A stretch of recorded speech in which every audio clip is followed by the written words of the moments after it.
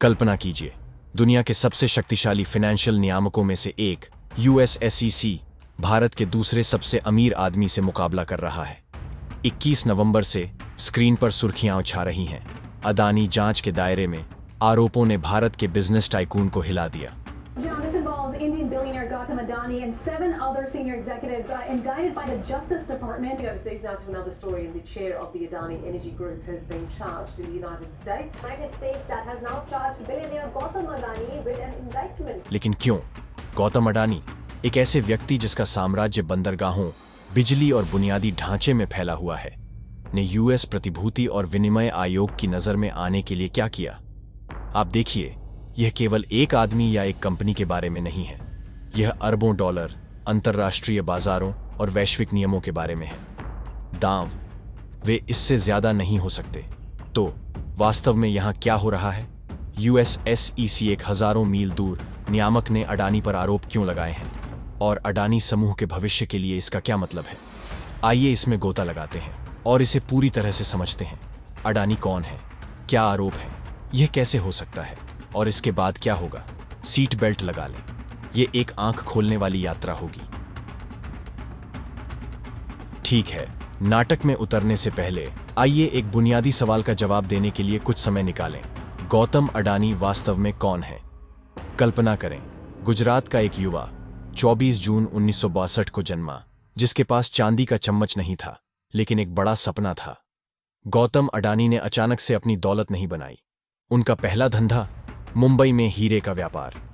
जी हां, आपने सही सुना, हीरे। और यहीं से उन्होंने अपना पहला मिलियन रुपया कमाया। लेकिन हीरे उनके लिए पर्याप्त नहीं थे। 1980 के दशक में वह अपने भाई के प्लास्टिक व्यवसाय में मदद करने के लिए गुजरात वापस चले गए। यहीं से चीजें वास्तव में आगे बढ़ीं।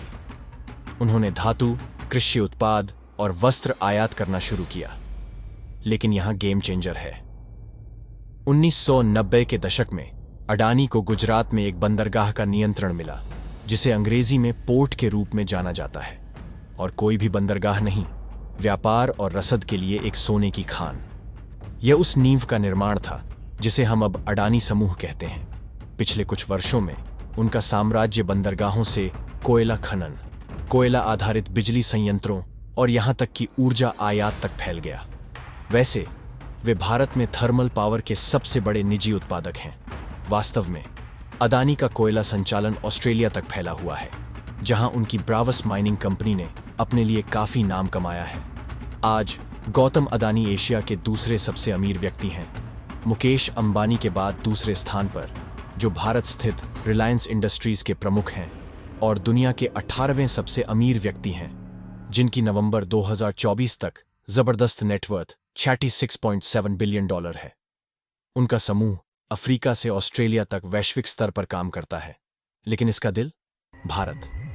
बंदरगाह, ऊर्जा, रसद, आप जो भी नाम लें, अडानी की इसमें अपनी उंगलियां हैं। तो अब जब हम जानते हैं कि अडानी कौन है और उनका साम्राज्य वास्तव में कितना बड़ा है, तो सवाल यह है कि इस शक्तिशाली टाइकून ने अमेरिकी एसईसी का ध्यान क्यों आकर्षित किया है। आइए आरोपों का विश्लेषण करें, आपको पूरी तस्वीर देने और यह दिखाने के लिए कि एसईसी के आरोप इस जंगली रोलर कोस्टर में कहां फिट होते हैं।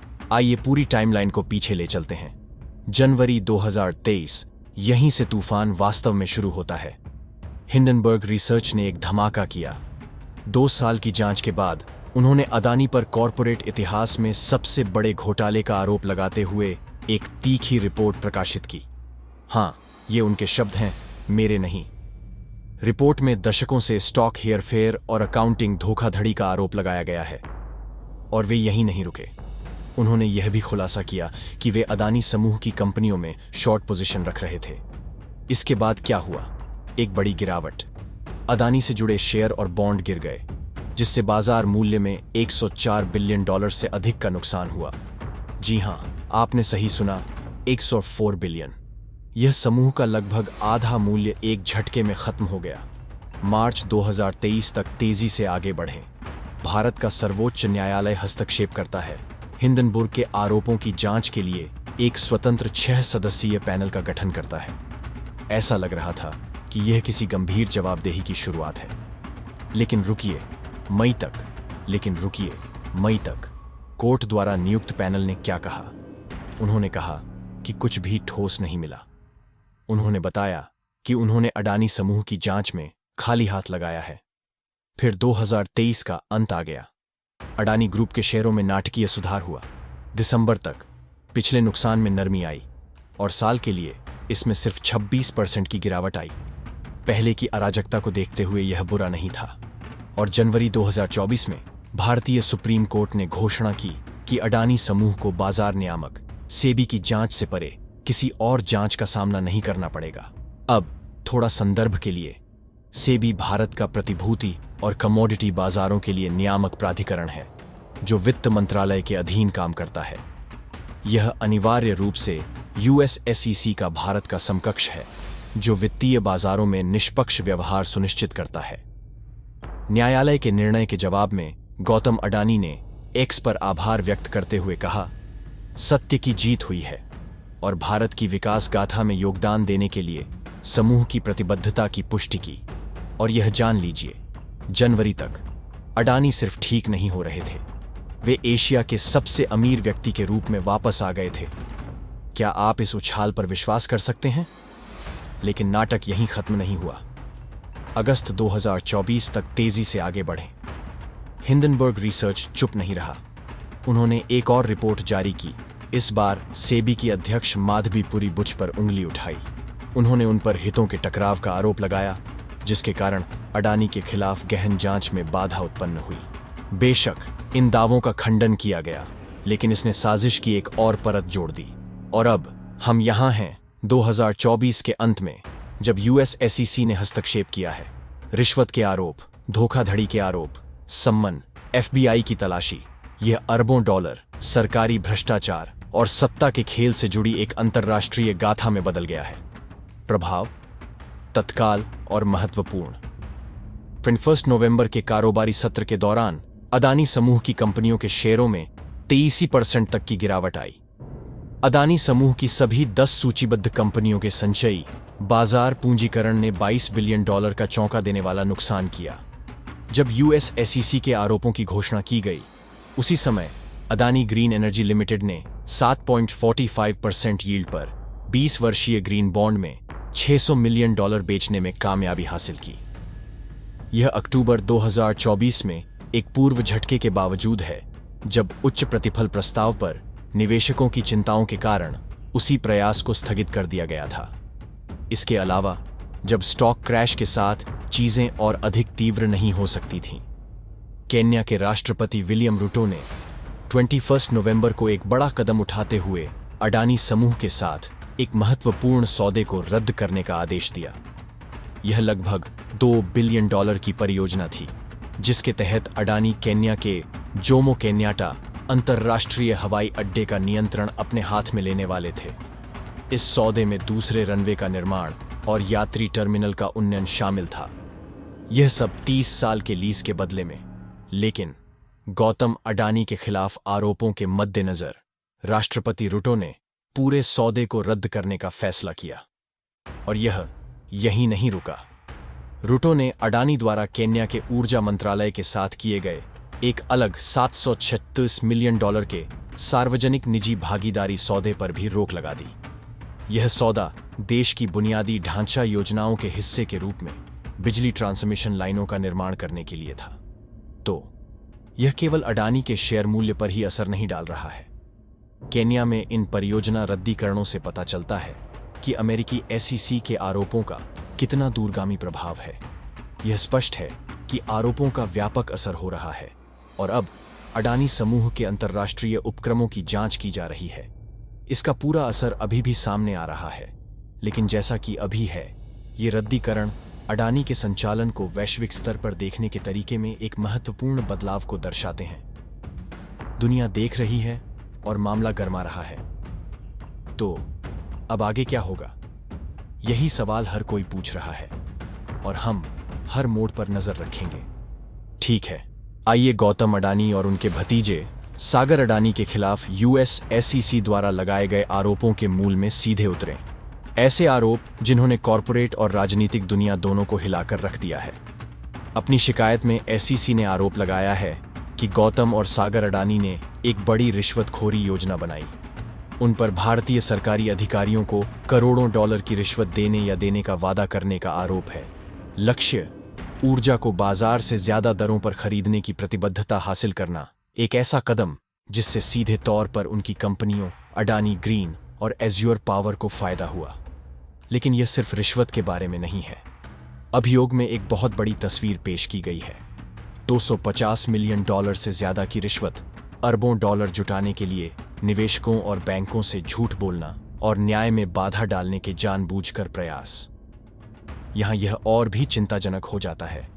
इस कथित योजना के दौरान अडानी ग्रीन ने यूएस निवेशकों से 175 मिलियन डॉलर से ज्यादा जुटाए, जबकि एज्योर पावर के शेयर न्यूयॉर्क स्टॉक एक्सचेंज में सक्रिय रूप से कारोबार कर रहे थे और जुलाई 2021 और फरवरी 2022 के बीच रिश्वत के वादों के कारण ओडिशा, तमिलनाडु और आंध्र प्रदेश जैसे राज्यों में बिजली वितरण कंपनियों के साथ solar energy corporation of India के मैन्युफैक्चरिंग लिंक्ड प्रोजेक्ट के तहत बिजली बिक्री समझौते हुए। एसईसी गौतम और सागर अडानी तक ही सीमित नहीं है। उन्होंने एज्योर पावर के पूर्व बोर्ड सदस्य सिरिल कैबनेस पर भी विदेशी भ्रष्ट आचरण अधिनियम या एफसीपीए का उल्लंघन करने का आरोप लगाया है। और भी बहुत कुछ है। अभियोग में रंजीत गुप्ता और रूपेश अग्रवाल, एक अक्षय ऊर्जा कंपनी के पूर्व अधिकारियों के साथ साथ सिरिल कैबनेस, सौरभ अग्रवाल और दीपक मल्होत्रा, एक कनाडाई संस्थागत निवेशक के पूर्व कर्मचारियों का भी नाम है। उन सभी पर एफसीपीए का उल्लंघन करने की साजिश का आरोप लगाया गया है। आरोप उन्हें गौतम अडानी, सागर अडानी और विनीत जैन द्वारा रची गई रिश्वतखोरी योजना से जोड़ते हैं, जिसमें दुनिया की सबसे बड़ी सौर ऊर्जा परियोजनाओं में से एक शामिल है। अंत में आइए एफबीआई की भागीदारी के बारे में बात करते हैं। रिपोर्ट्स बताती हैं कि मार्च 2023 में सागर अडानी को एफबीआई के विशेष एजेंटों द्वारा सर्च वारंट दिया गया था। वे भारतीय अधिकारियों को रिश्वत और दलाली से जुड़े सबूत तलाश रहे थे। ग्रैंड जूरी के समन के साथ एजेंटों ने आगे की जांच के लिए सागर अडानी के इलेक्ट्रॉनिक डिवाइस भी जब्त कर लिए। यह एक बहुत बड़ा मामला है जिसमें कई देश, संस्थाएं और अरबों डॉलर शामिल हैं। लेकिन यह एक महत्वपूर्ण सवाल उठाता है। एसईसी और एफबीआई जैसे अमेरिकी अधिकारी मुख्य रूप से भारत से काम करने वाले भारतीय अरबपति पर कैसे आरोप लगा सकते हैं? हम अगले भाग में इसी पर चर्चा करेंगे। अब आप सोच रहे होंगे कि अमेरिकी एसईसी भारत में रहने वाले गौतम अडानी जैसे व्यक्ति पर आरोप क्यों या कैसे लगा सकता है। चलिए इसे विस्तार से समझते हैं। सबसे पहले अडानी समूह ने अमेरिकी अभियोजकों द्वारा लगाए गए आरोपों को बेसलेस बताकर खारिज कर दिया है। लेकिन वास्तविकता यह है कि एसईसी अभियोग काफी महत्वपूर्ण है, भले ही यह कानूनी प्रक्रिया का पहला कदम ही क्यों न हो। अब इंडाइटमेंट वास्तव में क्या है? यह एक ग्रैंड जूरी द्वारा लगाया गया औपचारिक कानूनी आरोप है। इसका मतलब यह नहीं है कि व्यक्ति अभी दोषी है। इसका मतलब बस इतना है कि आरोप लगाने के लिए पर्याप्त सबूत हैं। इसलिए यहां कोई फैसला नहीं है, लेकिन यह एक गंभीर संकेत है कि मामला आगे बढ़ रहा है। गौतम अडानी और अन्य के खिलाफ आरोप काफी गंभीर हैं। हम प्रतिभूति धोखाधड़ी, वायर धोखाधड़ी, विदेशी भ्रष्ट आचरण अधिनियम एफसीपीए और विदेशी जबरन वसूली रोकथाम अधिनियम एफईपीए के उल्लंघन के बारे में बात कर रहे हैं। ये हल्के आरोप नहीं हैं। इनमें से प्रत्येक के गंभीर परिणाम हैं। लेकिन यहाँ एक बात है, अमेरिका भारत में रहने वाले किसी व्यक्ति पर उन चीजों के लिए आरोप कैसे लगा सकता है जो कथित तौर पर वहां हुई हैं? इसकी कुंजी एक ऐसी चीज में निहित है जिसे एक्स्ट्रा टेरिटोरियल जुरिस्डिक्शन कहते हैं। इसका मतलब है कि अमेरिकी कानून देश के बाहर होने वाली कार्रवाइयों पर लागू हो सकते हैं, खासकर जब उनमें अमेरिकी निवेशक, बाजार या कंपनियां शामिल हों। अडानी समूह के अमेरिका से संबंध, जैसे कि अमेरिकी निवेशकों से धन जुटाना, को देखते हुए एसईसी के लिए हस्तक्षेप करना ही पर्याप्त है। तो इस प्रक्रिया में आगे क्या होता है? विशेषज्ञों का कहना है कि इन आरोपों की गंभीरता और साजिश, प्रतिभूति धोखाधड़ी और वायर धोखाधड़ी जैसे अपराधों की गंभीर प्रकृति को देखते हुए अमेरिकी अधिकारी आरोपी को अमेरिकी न्याय क्षेत्र में लाने के लिए एक्स्ट्रेडिशन प्रक्रियाओं के साथ आगे बढ़ सकते हैं। सरल शब्दों में, वे गौतम अडानी और अन्य को मुकदमे के लिए अमेरिका लाने का प्रयास कर सकते हैं। आरोपी के लिए इसका क्या मतलब है? खैर, अगर अमेरिकी कानून खासकर FCPA के तहत दोषी पाया जाता है तो परिणाम बहुत गंभीर हो सकते हैं। हम संभावित गिरफ्तारी, बड़े मौद्रिक दंड और यहां तक कि संभावित हिरासत की सजा की बात कर रहे हैं। लेकिन याद रखें, इस स्तर पर यह केवल अभियोग है, दोष सिद्धि नहीं। कानूनी लड़ाई अभी खत्म नहीं हुई है। यह भी ध्यान रखना जरूरी है कि इस तरह की कानूनी कार्यवाही, खासकर जब इसमें कई आरोप शामिल हों, समय ले सकती है, कभी कभी सालों लग जाते हैं। इसलिए जबकि यह अभियोग एक बड़ा कदम है, हम अभी यह देखना शुरू कर रहे हैं कि यह कैसे सामने आएगा। तो यह आपके सामने है। गौतम अडानी और अन्य के खिलाफ SEC के आरोप सिर्फ शुरुआत हैं और कानूनी प्रक्रिया को अभी लंबा रास्ता तय करना है। यह देखना दिलचस्प होगा कि यहां से आगे क्या होता है। देखते रहिए, क्योंकि यह कहानी अभी खत्म नहीं हुई है। आज के लिए बस इतना ही दोस्तों। जैसा कि आप देख सकते हैं, यह एक ऐसी कहानी है जो अभी खत्म नहीं हुई है। इतने सारे उतार चढ़ाव के साथ चीजें तेजी से विकसित हो रही हैं और आने वाले दिनों और महीनों में हम निश्चित रूप से और भी सुनेंगे। US SEC द्वारा अडानी समूह के खिलाफ लगाए गए आरोप गंभीर हैं और वे किसी को दोषी ठहराएंगे या नहीं, यह तो समय ही बताएगा। अगर आप भी इस कहानी से उतने ही रोमांचित हैं जितने हम हैं और यह जानना चाहते हैं कि यह कैसे सामने आती है, या अगर आप दुनिया भर में हो रही ऐसी ही कहानियों में रुचि रखते हैं, तो नीचे कमेंट में हमें बताने में संकोच न करें। हम इन विषयों पर एक साथ और गहराई से चर्चा करना पसंद करेंगे। और जाहिर है, अगर आपको वीडियो पसंद आई और आप सभी लेटेस्ट डेवलपमेंट से अपडेट रहना चाहते हैं, मेरा विश्वास करें, यहाँ और भी बहुत कुछ है। तो लाइक बटन दबाना सुनिश्चित करें और हमारे चैनल को सब्सक्राइब करें। आप हमारे द्वारा आपके लिए तैयार की गई दिलचस्प सामग्री को मिस नहीं करना चाहेंगे। देखने के लिए धन्यवाद।